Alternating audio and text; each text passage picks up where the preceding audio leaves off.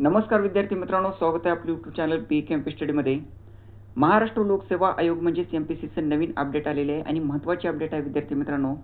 ज्या विद्यार्थ्यांनी फॉर्म भरलेला आहे त्यांच्यासाठी महत्त्वाचे अपडेट आहे आणि ज्या विद्यार्थ्यांनी फॉर्म भरलेला आहे त्यांच्यासाठी महत्त्वाचे अपडेट आहे. तर यामध्ये पहिलं म्हणजे विद्यार्थी मित्रांनो, फॉर्म भरायची डेट एक्सटेंड झालेली आहे, मुदतवाढ भेटलेली आहे फॉर्म भरण्यासाठी. दुसरं म्हणजे तलाठी भरतीसाठी वयोमर्यादा गणण्याचा दिनांक यामध्ये सांगितलेला आहे. तिसरं म्हणजे विद्यार्थी मित्रांनो, जे पेसा क्षेत्रातील जे क्षेत्र आहेत त्याच्याबद्दल ही महत्त्वाची अपडेट आहे. आणि चौथं म्हणजे ज्या विद्यार्थ्यांनी फॉर्म भरलेला आहे त्यांच्यासाठी काही क्वेश्चन विचारले जातील, त्यामध्ये तुम्हाला येस किंवा नो असे तुम्हाला सबमिट करायचं आहे. तसा करून तुम्हाला फॉर्म भरायचा आहे. तुम्हाला 3 प्रश्न विचारले जातील, त्यामध्ये तुम्हाला येस किंवा नो अशी तुम्हाला उत्तरे देऊन तुम्हाला नंतर फॉर्म सबमिट करायचा आहे. तर सविस्तर तुम्हाला माहिती सांगणार आहे. तर यामध्ये व्हिडिओ शेवटपर्यंत पहा. चॅनलवरती नवीन असाल तर अशाच माहितीसाठी चॅनलला सबस्क्राईब करा आणि व्हिडिओला जास्तीत जास्त शेअर करा, म्हणजे ज्या विद्यार्थ्यांनी फॉर्म भरलेला आहे तर त्यांच्यासाठी ही महत्त्वाची अपडेट आहे. तुम्हाला जे आहे फॉर्म क्वेश्चनचे आन्सर देऊन तुम्हाला फॉर्म सबमिट करायचा आहे. ते कसं करायचं आहे, कशामध्ये जायचं आहे तेही तुम्हाला डिटेलमध्ये सांगणार आहे. व्हिडिओ शेवटपर्यंत पहा. तर यामध्ये आजच म्हणजे 5 ऑगस्ट 2026 आजच ही अपडेट आलेली आहे. यामध्ये शुद्धीपत्रक आहे. कशाबद्दल तर महाराष्ट्र गट क सेवा संयुक्त पूर्व परीक्षा 2026 बद्दल.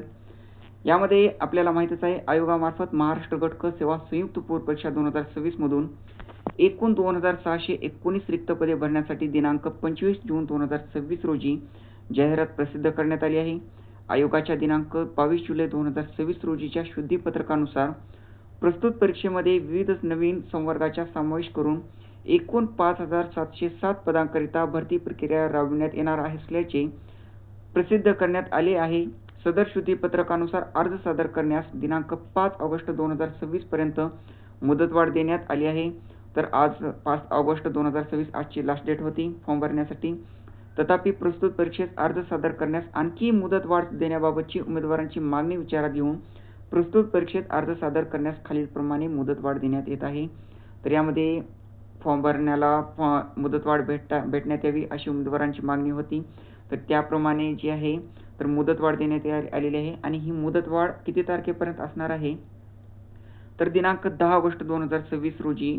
तर यामध्ये 10 ऑगस्टपर्यंत तुम्ही फॉर्म भरू शकता आणि ऑनलाईन पद्धतीने विहित परीक्षा शुल्क भरण्याचा अंतिम दिनांक 13 ऑगस्ट 2026 असेल. तर यामध्ये नंतर चलनाद्वारे परीक्षा शुल्क भरण्याची सवलत बंद करण्यात आली असून उमेदवारांनी फक्त कसं परीक्षा शुल्क म्हणजे फीस भरायची आहे, debit card, credit card, net banking शुल्क भरणे असेही आवश्यक असणार आहे. यामध्ये नंतर पहा, महत्त्वाचं आहे विद्यार्थी मित्रांनो, ज्या विद्यार्थ्यांनी अर्ज केलेला आहे त्यांच्यासाठी ही खूप महत्त्वाची अपडेट आहे. यामध्ये सदर शुद्धीपत्रकानुसार महाराष्ट्र गट क सेवा संयुक्त पूर्व परीक्षा 2026 मधील ग्राम महसूल अधिकारी म्हणजेच तलाठी संवर्गाकरिता अर्ज सादर करणाऱ्या उमेदवारांकरिता वयोमर्यादा गणण्याचा दिनांक, अर्ज स्वीकारण्याचा अंतिम दिनांक म्हणजे दिनांक 10 ऑगस्ट 2026 असा राहील. तर यामध्ये वयोमर्यादा गणण्याचा दिनांक तलाठीसाठी काय असेल तर 10 ऑगस्ट 2026 असेल. त्यानंतर पेसासाठी पहा, पेसा म्हणजे काय तेही तुम्हाला इथे आयोगाने सांगितलेले आहे, तेही तुम्हाला सांगणार आहे. यामध्ये शासनाकडून ग्राम महसूल अधिकारी म्हणजे तलाठी संवर्गाकरिता प्राप्त विविध जिल्ह्यानिहाय मागणी पत्रांपैकी पेसा तसेच बिगर पेसा क्षेत्राकरिता विविध सामाजिक आरक्षणानुसार मागणी पत्रे प्राप्त झाली आहेत. यापैकी चंद्रपूर जिल्ह्यातील पेसा क्षेत्राकरिता अनुसूचित जमातीच्या प्रवर्गासाठी पदे उपलब्ध झाली आहेत. तर यामध्ये पेसा क्षेत्रातील जे विद्यार्थी आहेत त्यामध्ये चंद्रपूर जिल्ह्यातील पेसा क्षेत्रातील जे अनुसूचित जमातीच्या प्रवर्गासाठी जी पदे आहेत ते उपलब्ध झालेले आहेत. यामध्ये सदर पेसा क्षेत्रातील आरक्षणामध्ये शासनाच्या सूचनेनुसार वाढ बदल होऊ शकतो. यामध्ये सदर शुद्धीपत्रकान्वये महाराष्ट्र गट क सेवा संयुक्त पूर्व परीक्षातील ग्राम महसूल अधिकारी म्हणजे तलाठी संवर्गासाठी पेसा क्षेत्रातील पदांसाठी अर्ज तसेच यापूर्वी अर्ज सादर केलेल्या उमेदवारांकडून विकल्प मागविण्यात येत आहे. यामध्ये सदर दाव्याच्या अनुषंगाने अर्ज विकल्प सादर करणाऱ्या उमेदवारांनी पुढील सूचनांचे पालन करणे अनिवार्य राहील. यामध्ये पेसा म्हणजे काय तर पेसा क्षेत्रातील तलाठी पदे म्हणजेच अनुसूचित क्षेत्रातील तलाठी पदे होय. तर यामध्ये पेसा क्षेत्रातील तलाठी पदे म्हणजे काय तर अनुसूचित क्षेत्रातील तलाठी पदे असा आहे याचा अर्थ. तर यामध्ये नंतर शासन निर्णय जो आहे यामध्ये दिनांक 1 फेब्रुवारी 2023 तसेच शासनाकडून वेळोवेळी प्रसिद्ध केलेल्या आदेशानुसार सदर पदे आवश्यक शैक्षणिक अर्हता असलेल्या स्थानिक आदिवासी उमेदवारांमधून भरण्यात येतील. यामध्ये काय सांगितलं आहे, जे उमेदवार स्वतः किंवा त्यांचे वैवाहिक साथीदार किंवा त्याचे माता-पिता किंवा आजी-आजोबा संबंधित जिल्ह्याच्या अनुसूचित क्षेत्रामध्ये दिनांक 26 जानेवारी 1950 पासून सातत्याने वास्तव्यास करीत आहेत, असे उमेदवार तलाठी पेसा क्षेत्रातील पदासाठी अर्ज करू शकतील. कोण करू शकतील? तर यामध्ये क्रायटेरिया काय दिलेला आहे, हा दिलेला आहे. त्यानंतर जो शासन निर्णय आहे 10 मे 2023 आणि शासन परिपत्रक सामान्य प्रशासन विभाग यामध्ये दिलेला आहे दिनांक 16 जून 2023 मध्ये नमूद केल्यानुसार पेसा क्षेत्रातील पदभरतीसाठी अर्ज दाखल करणाऱ्या अनुसूचित जमातीच्या उमेदवारांनी संबंधित प्रकल्प कार्यालय एकात्मिक आदिवासी विकास प्रकल्प कार्यालयातील दिनांक 25 ऑक्टोबर 2026 पूर्वी दिलेल्या अनुसूचित क्षेत्रातील पेसा रहिवासी दाखला सादर करणे अनिवार्य राहील. तर डेट काय दिलेली आहे 25 ऑगस्ट 2026 याच्यापर्यंत पाहिजे तुम्हाला.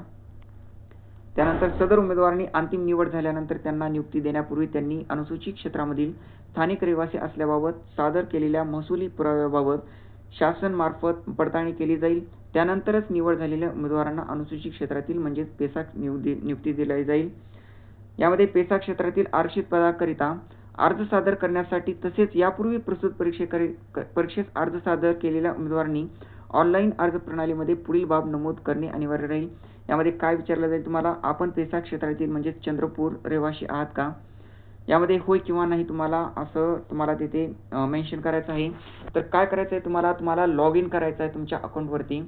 त्यानंतर तुम्हाला माय अकाउंटमध्ये जायचं आहे. त्यानंतर तुम्हाला ॲप्लिकेशन खाली तुम्ही फॉर्म भरलेला जे आहे त्यामध्ये व्ह्यू तुम्हाला पे वगैरे असे तुम्हाला जे ऑप्शन भेटतील त्यामध्येच तुम्हाला रेड कलरचं एक क्वेश्चन म्हणून तुम्हाला एक जे आहे ऑप्शन भेटेल.